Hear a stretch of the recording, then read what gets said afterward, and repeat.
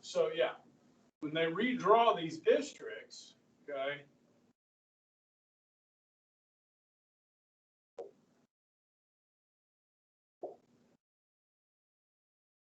you may get pushed out. You know what I mean? Like if they redraw these and you live near the border of one of these, you might have to move, okay, to represent your district, okay? So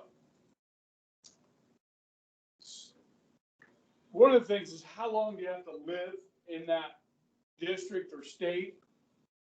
Most states, 1 day. So you can move to another state and run for Congress, okay? Both House and Senate members make $174,000 a year, okay? So that's 535 people that we pay $174,000 a year to, okay? Remember the 27th Amendment, they set their own salary, okay? So they can raise this, but it can't go in effect until an election has taken place, okay? They also all get office space inside the Capitol building, okay? So if we talk about adding more members because our population keeps growing, we would have to create more office space in the Capitol building to accommodate that, okay? And probably expand the chambers themselves because they get pretty crowded, okay? Now, every member of Congress, of the House, okay, and Senate are allotted money for staffs, okay?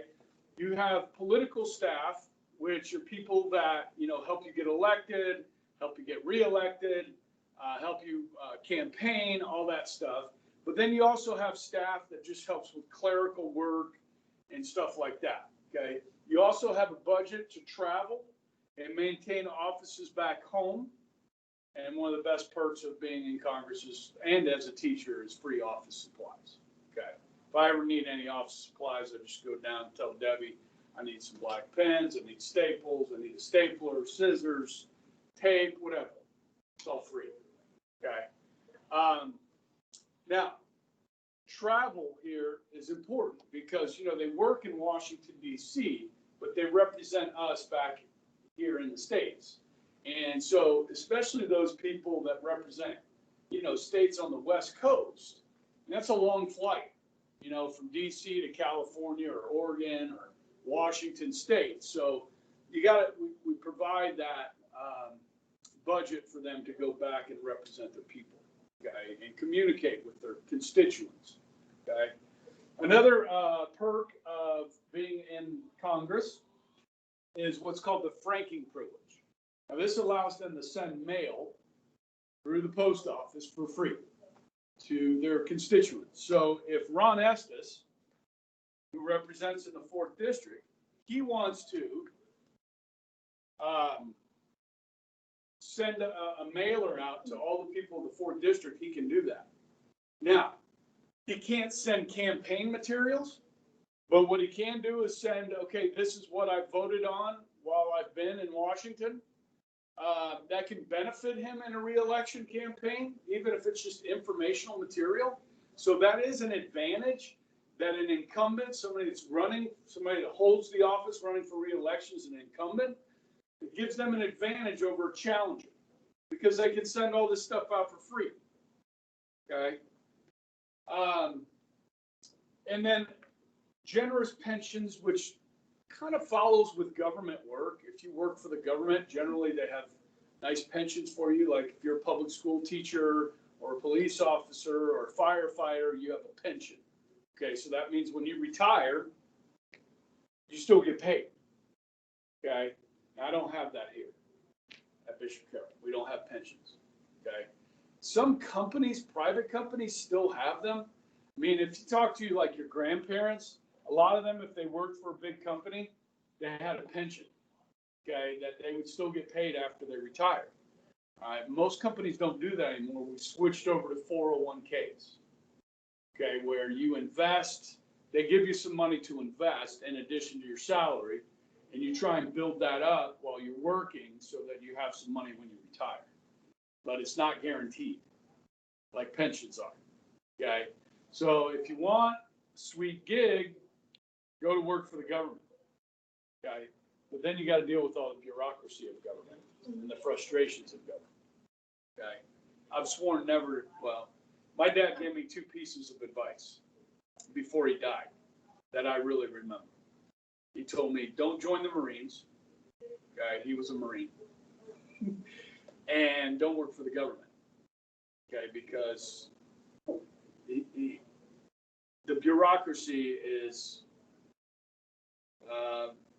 well, it's almost depressing how much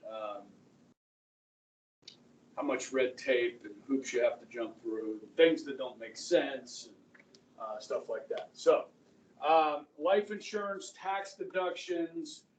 So there's a lot of perks to being in Congress. All right. And that's why, some people run. They see the value of it. Some people run for good reasons. Some people run for this type of security that it's going to provide for people. Okay, they do have, members of Congress have some legal immunities. Okay, I don't know if you guys have ever heard of something called diplomatic immunity, where if you're an ambassador and you're in another country, you might be immune from some of the laws there. You see this at the UN in New York, where you have a lot of UN ambassadors, or in Washington, D.C., where these people will rack up thousands of dollars worth of parking tickets, and they just don't care.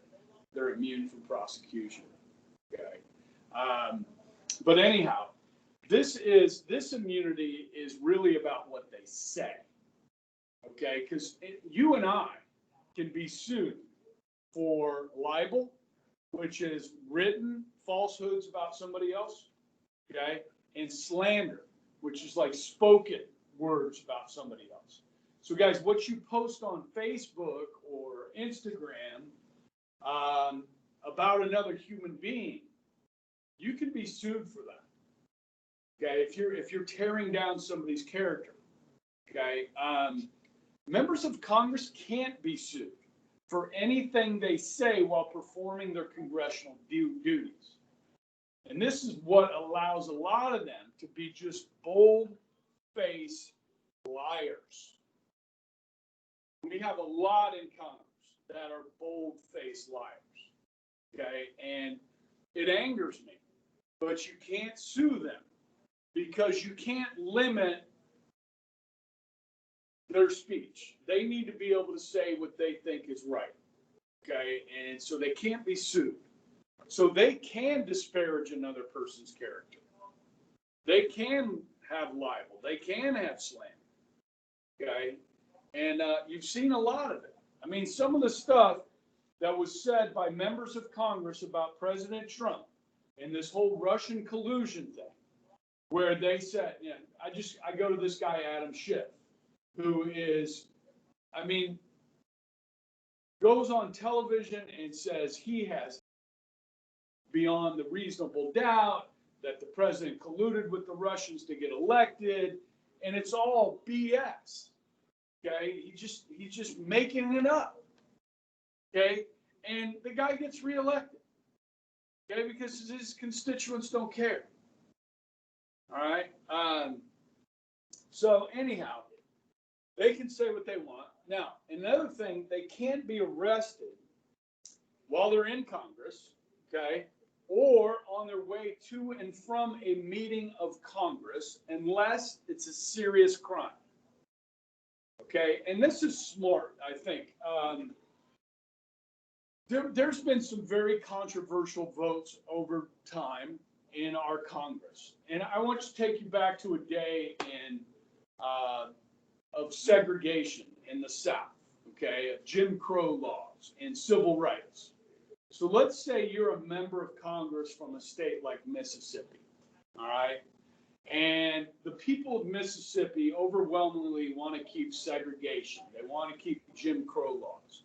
And you're on your way to Washington, D.C. to vote in favor of the 1964 Civil Rights Act, which a lot of people in your state oppose, including probably some sheriffs. And they know that you usually drive through their towns on your way to Washington. When you drive, leave your home city and go to, you know, they could stop you and accuse you of a crime and hold you in jail so that you miss that vote. Does that make sense? Did I kind of explain that pretty good? Like how there's a reason for this, okay? So they can't be detained so that they miss a vote in Congress, okay? So that's why they have this immunity built in to their benefits, okay? Some of it's frustrating. You know, I mean, if somebody like a member of Congress was accused of rape or something like that, they could be detained. You know what I mean? So, all right. So that's kind of your qualifications and salary and benefits. And then we move over to the other chamber, to the Senate. Okay. Now, Senate's quite a bit different. All right. So their terms are different. So House terms are 2 years. Okay.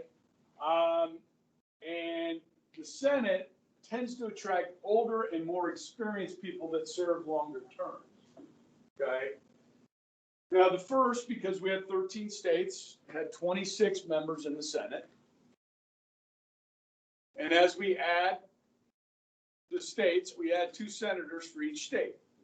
Now, these folks have 6-year terms, all right, instead of 2-year terms.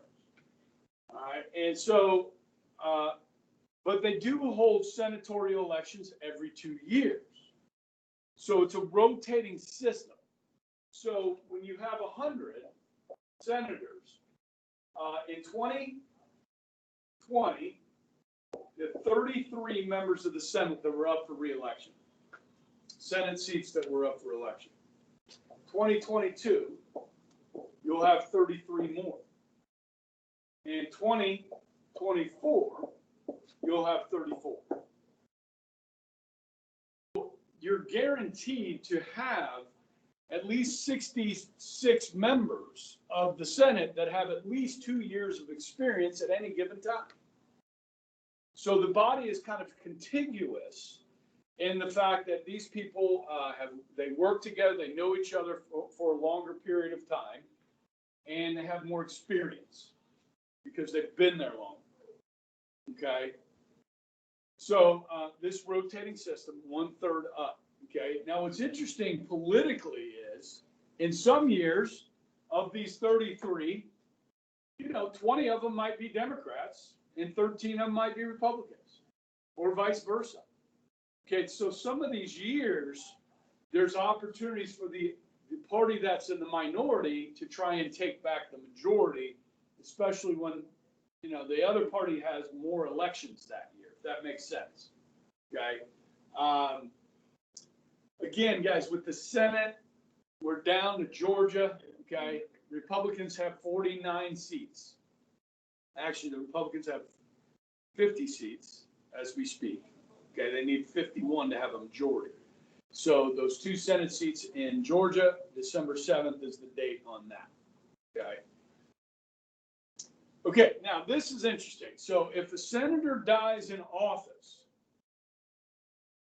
unlike in the House, the governor is going to appoint a new senator, okay, until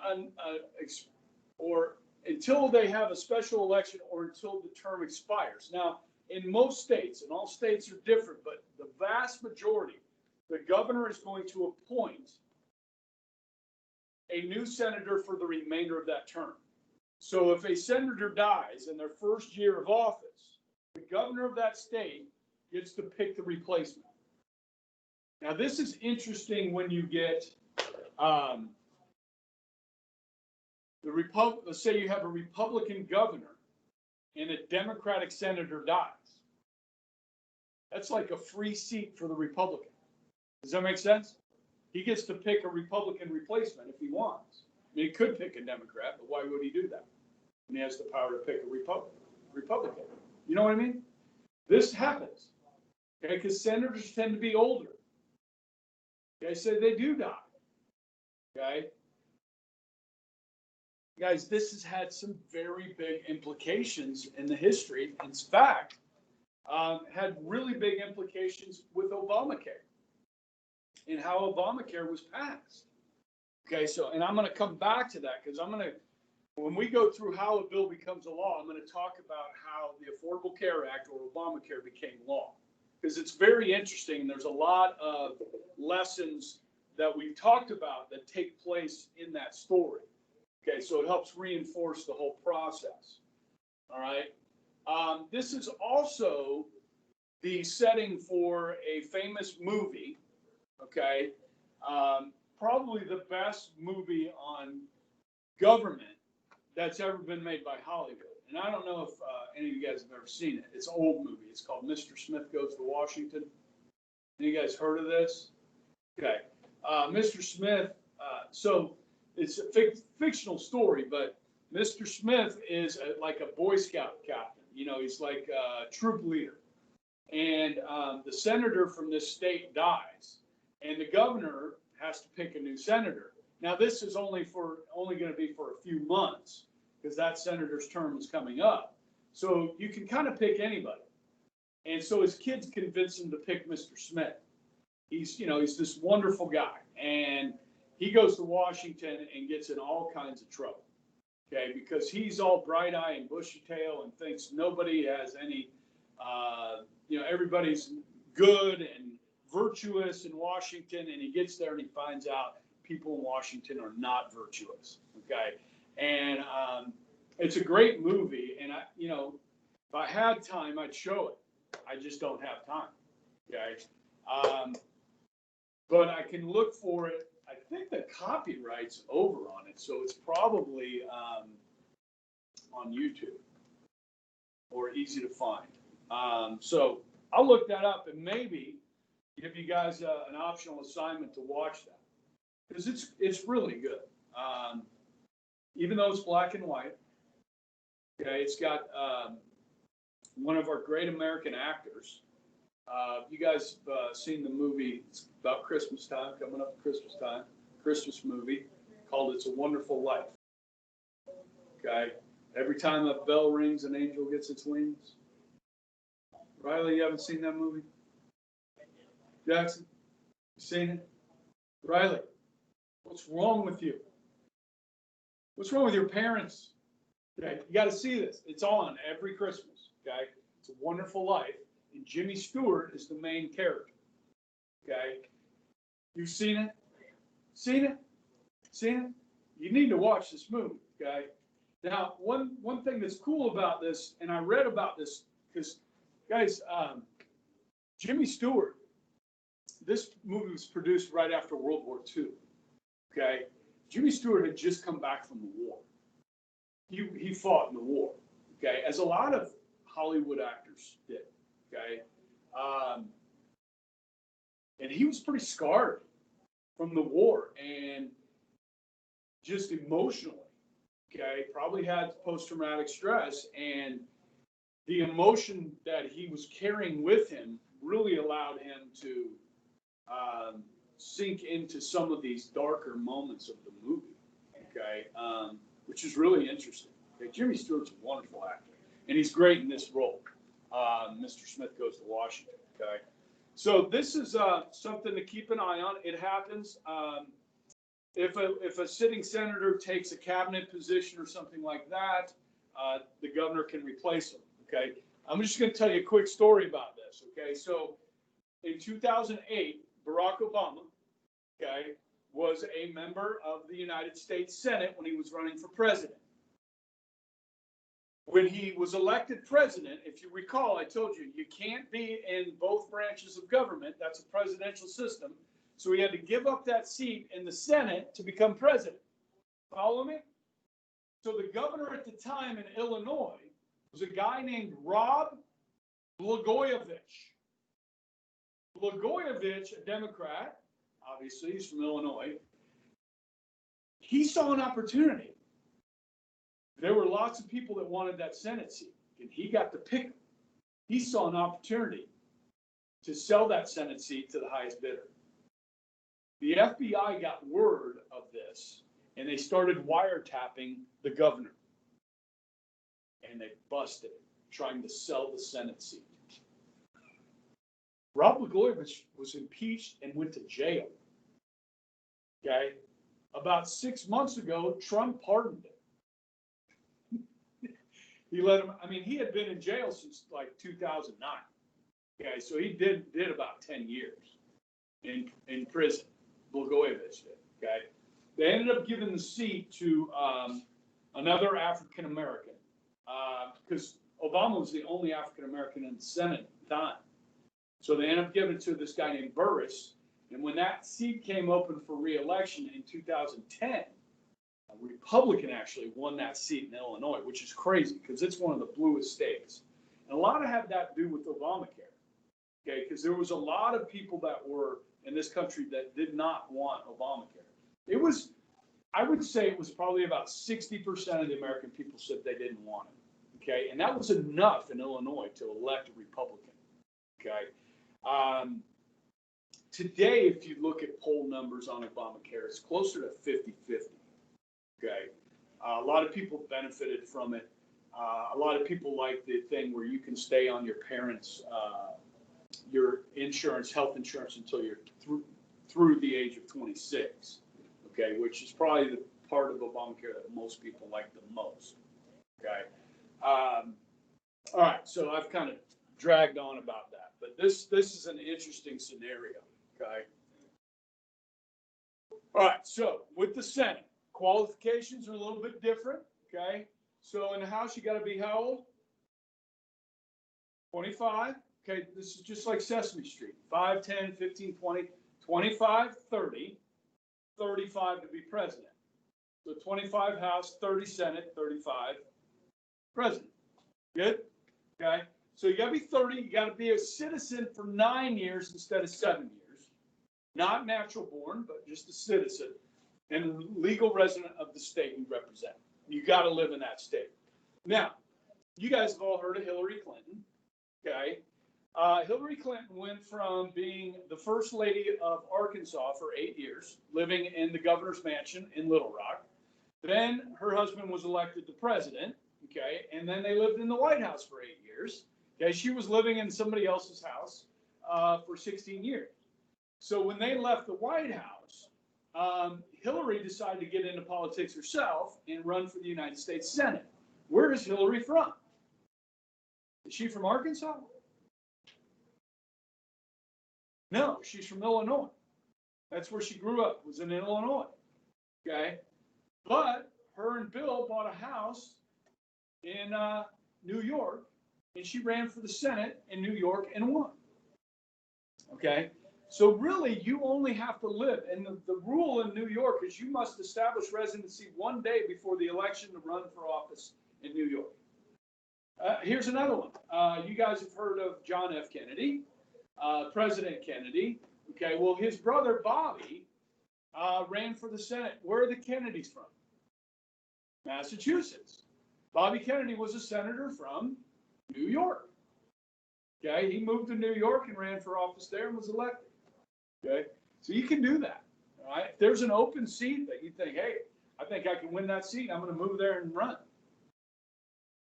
Okay, so salary and benefits, same as the House. Now, the Senate tends to have a little more stature than the House, okay, because there's only 100. It's a very exclusive club, but they make the amount of money, the same amount of money, okay?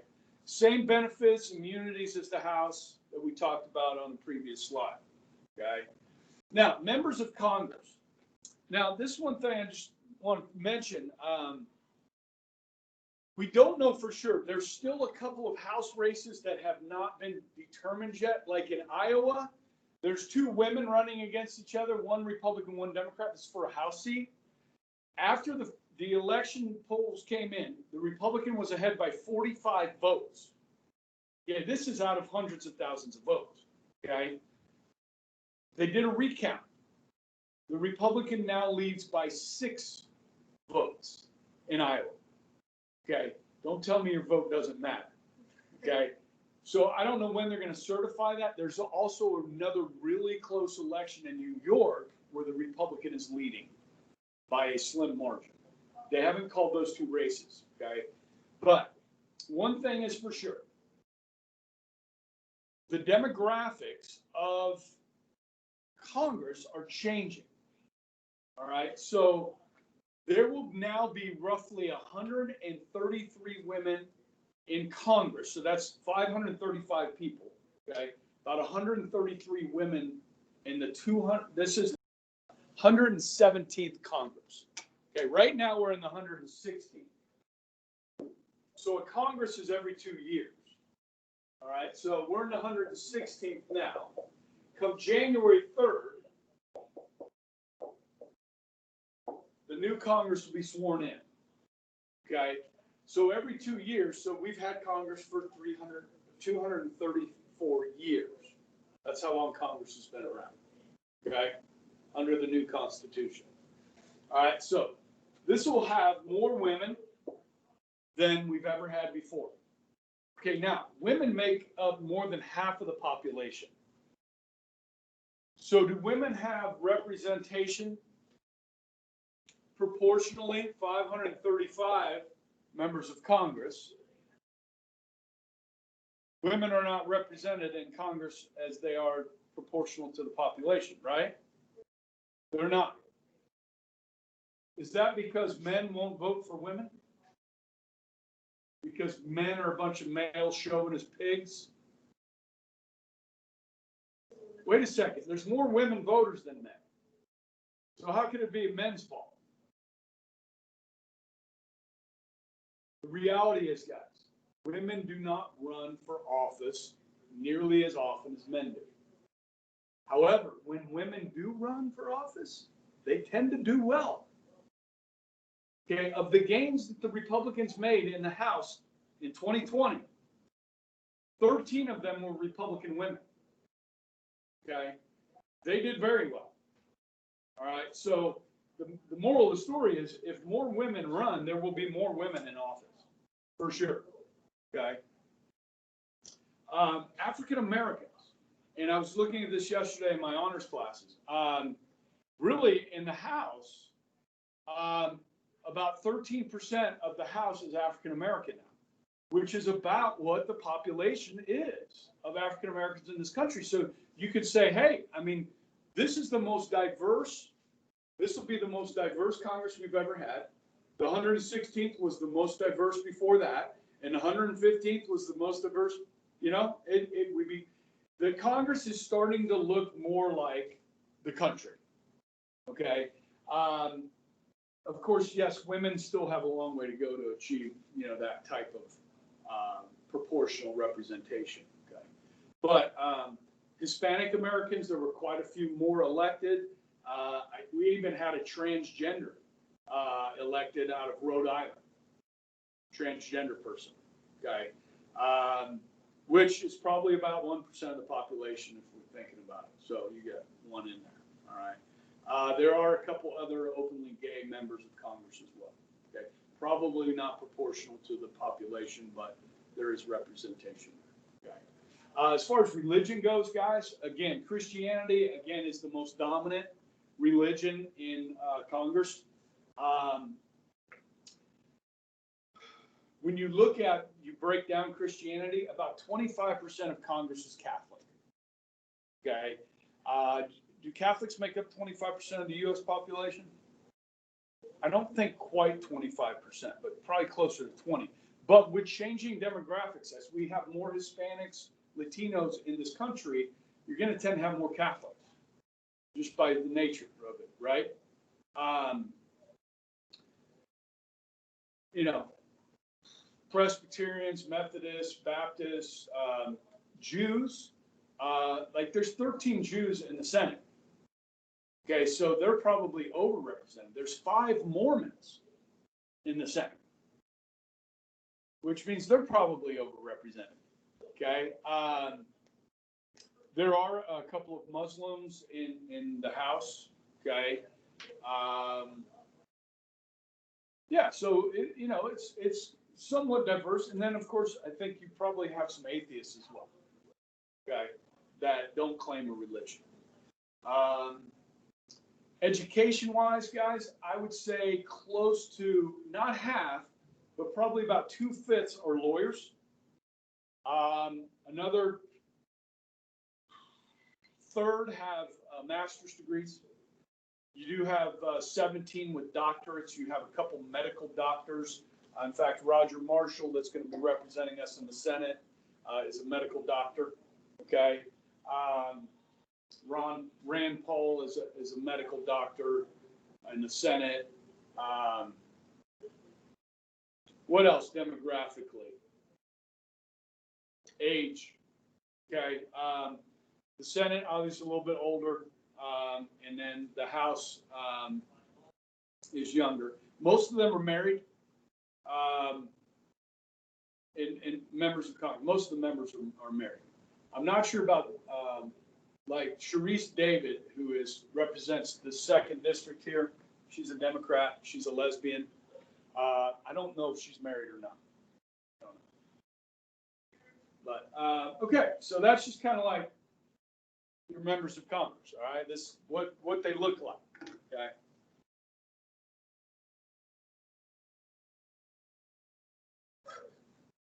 A couple old white guys here. Yeah, I'm not sure what's going on there. All right. All right. Now this is yeah. Okay. This gets a little. We gotta think here a little bit. Okay. Powers of Congress. We talked about laws, right? They make laws, and these are different areas that kind of breaks this down a little bit. Now these powers are found in Article 1, Section 8 of the Constitution. There's a whole bunch of them. I've just given you some of these here. Okay. Government finance, only, Congress can make laws on money, print money. Only the national government can do that. Regulate commerce, interstate trade, and foreign trade. Obviously, national defense, providing funding for the military. Law enforcement, you have the national courts that are created by Congress.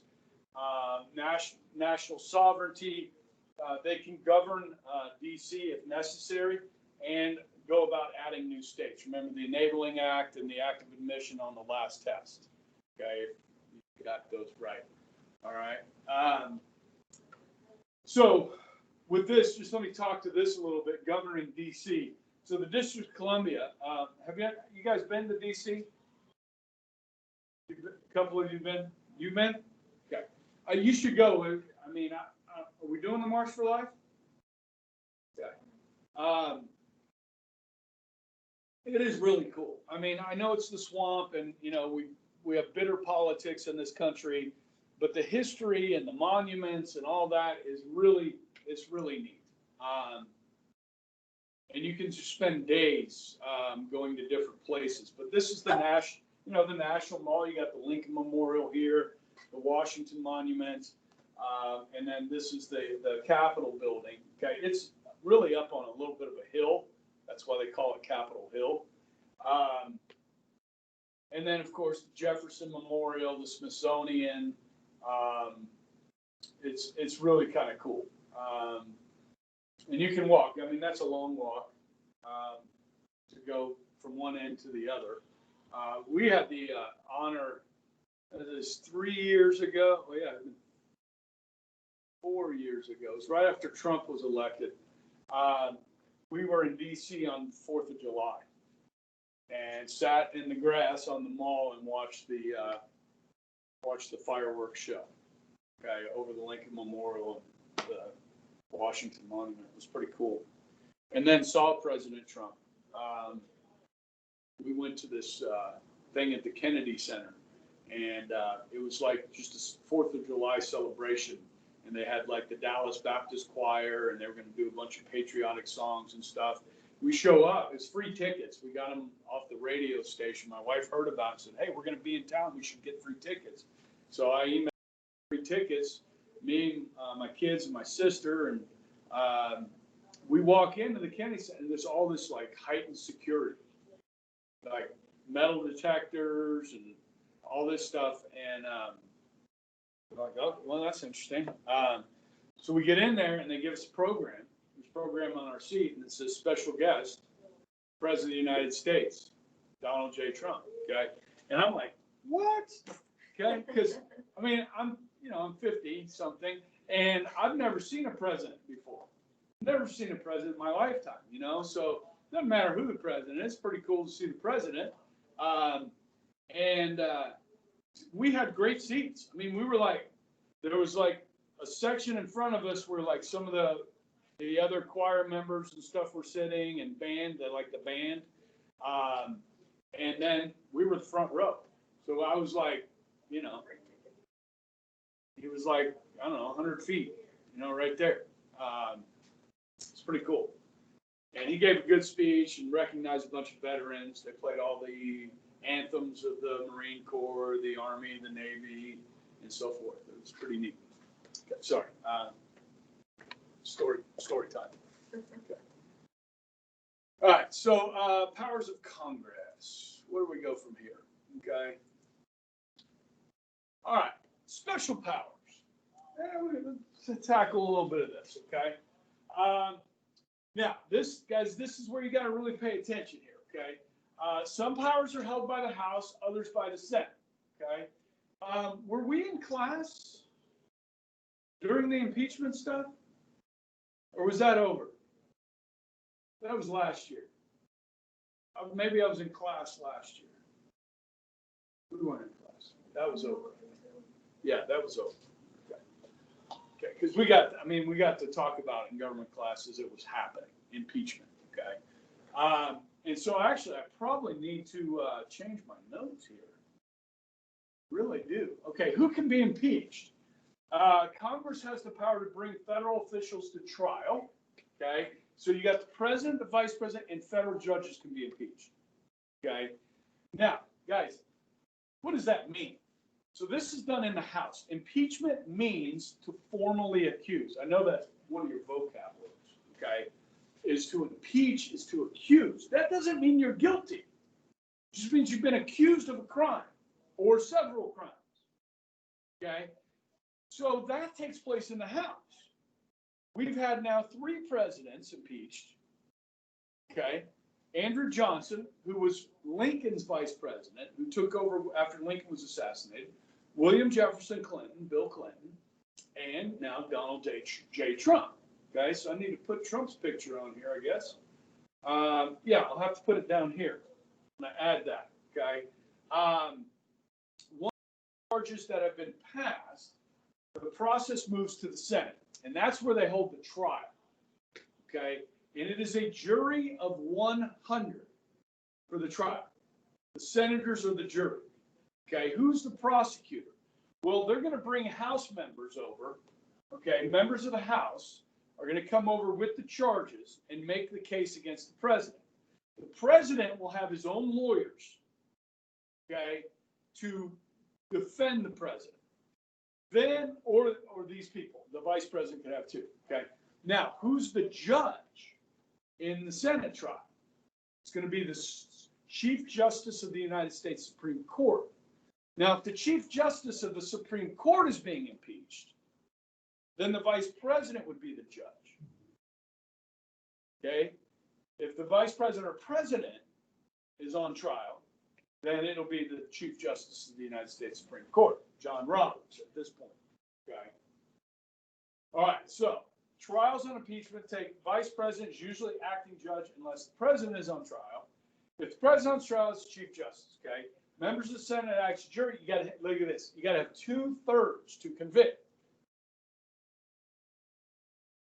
So none of these presidents, the 3 of them that have been impeached, have been convicted. Okay. And everybody knew the outcome last year when they were doing it to Trump. Everybody knew the outcome in the 90s when they were doing it to Clinton. They knew that they were not going to be removed from office. Okay. And I don't know if you guys realize this.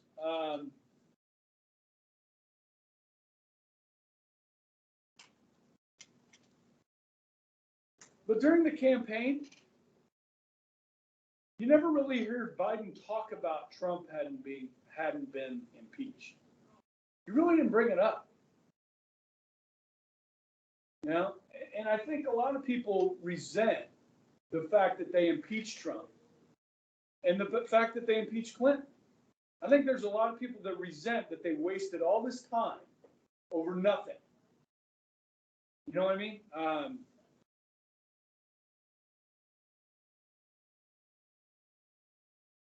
You guys are witnessing history here. Where did it go? Oh, it's over here. Gotta tap that in though.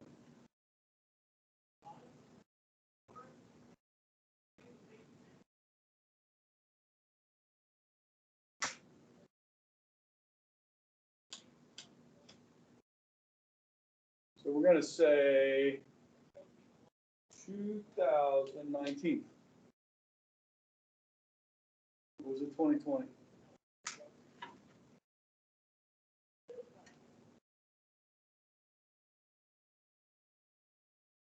That's 2020. It was during the pandemic. At the beginning of the pandemic.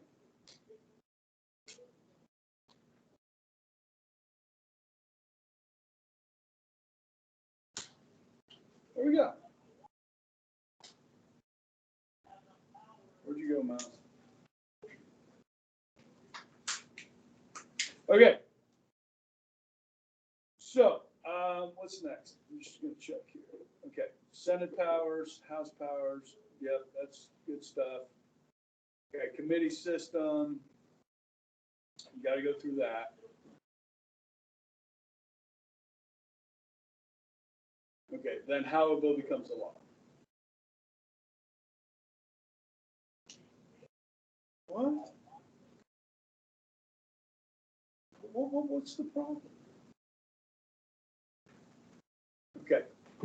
That's it for today.